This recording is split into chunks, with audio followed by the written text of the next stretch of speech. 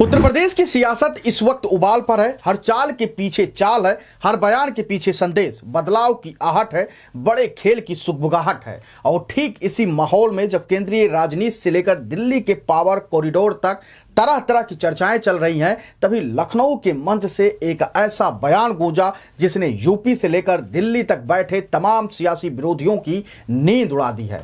बयान देने वाले कोई और नहीं बल्कि देश के रक्षा मंत्री और बीजेपी के सबसे सधे हुए रणनीतिकार माने जाने वाले राजनाथ सिंह थे और केंद्र में थे मुख्यमंत्री योगी आदित्यनाथ। राजनाथ सिंह की खुली तारीफ ने एक बात तो साफ कर दी है कि योगी का दबदबा कल भी था, आज भी है और आने वाले कल में भी और तेज होगा।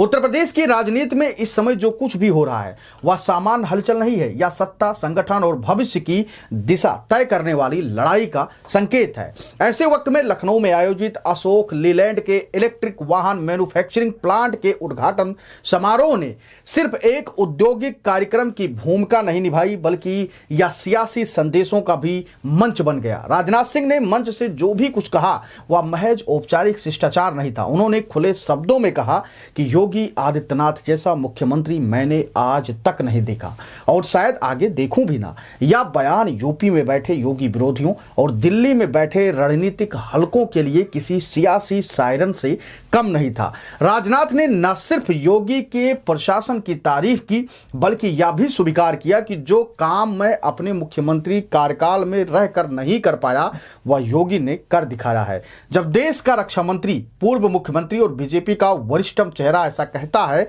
तो इसका मतलब साफ है, योगी केवल मुख्यमंत्री नहीं बल्कि पार्टी के भविष्य के स्तंभ हैं। जब योगी आदित्यनाथ 2017 से पहले और बाद के उत्तर प्रदेश की तुलना कर रहे थे मंच से, गुंडा राज से कानून राज, बीमारू राज्य से इंफ्रास्ट्रक्चर हब, अराजकता से निवेश का भरोसा, तो मंच पर बैठे राजनाथ सिंह हर बात पर तालियां बजाते हुए नजर आए। यह दृश्य अपने आप में एक राजनीतिक बयान था। मानो राजनाथ सिंह यह बताना चाह रहे हों कि योगी की बात सिर्फ सुनी नहीं जा रही है बल्कि स्वीकृति यानी कि स्वीकार कर ली गई है और समर्थन भी दिया जा रहा है।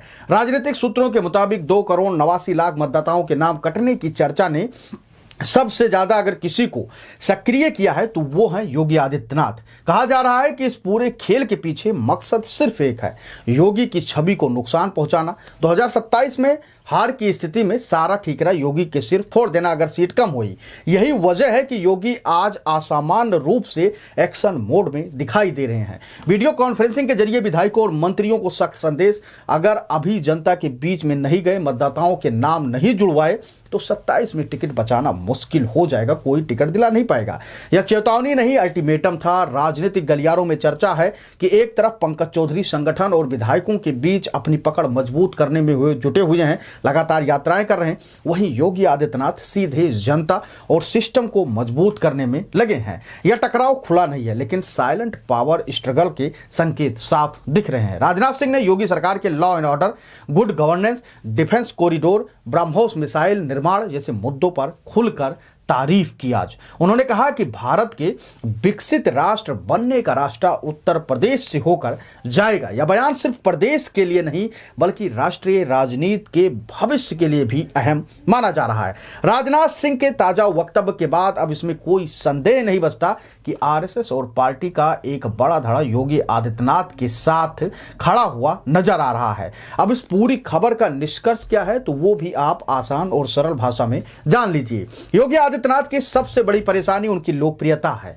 उनका मजबूत जनाधार ही उनके सियासी दुश्मनों की सबसे बड़ी चिंता बन चुका है। बीजेपी के पास आने वाले समय में अगर कोई ऐसा चेहरा है जो पार्टी को नई ऊंचाई पर ले जा सकता है तो वो स्वयं योगी आदित्यनाथ ही हैं और शायद यही वजह है कि उन्हें घेरने की कोशिश लगातार तेज है। उनकी छवि पर वार हो रहे हैं और सियासी खेल और खतरनाक होते जा रहे हैं। लेकिन इतिहास गवाह है कि जिस नेता की धार वक्त के साथ तेज होती जाए उसे कमजोर करना आसान नहीं होता है।